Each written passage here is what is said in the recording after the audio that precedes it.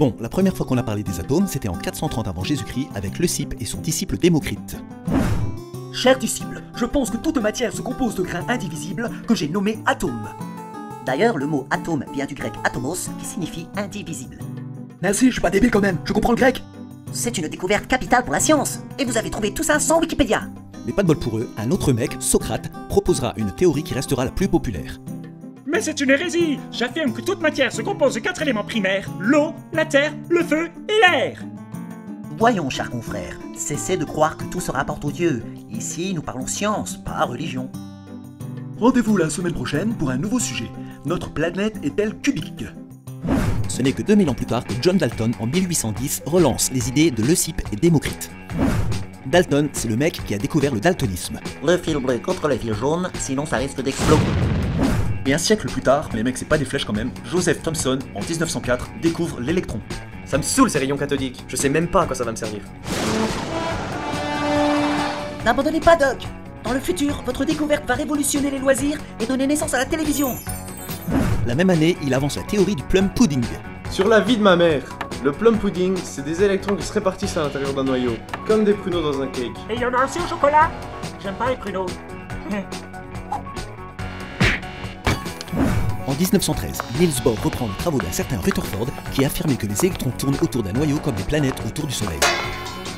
Ok, je comprends bien. En 1926, l'Autrichien Erwin Schrödinger pose les bases de la physique quantique. Nous pouvons observer que les électrons n'ont pas de trajectoire fixe dans le nuage électronique. Hé petit, t'as pas l'air en forme. Je sais pas où il faut aller. Reste cool, man.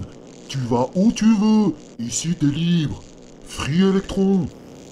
J'ai appelé ça le modèle quantique de l'atome. Ah ah, nous en revenons aux pensées d'Aristote, quand science et religion s'unissent pour chanter les cantiques. 999, on ne griffe pas, sinon je te mets dans la boîte et je te zigouille, ou pas.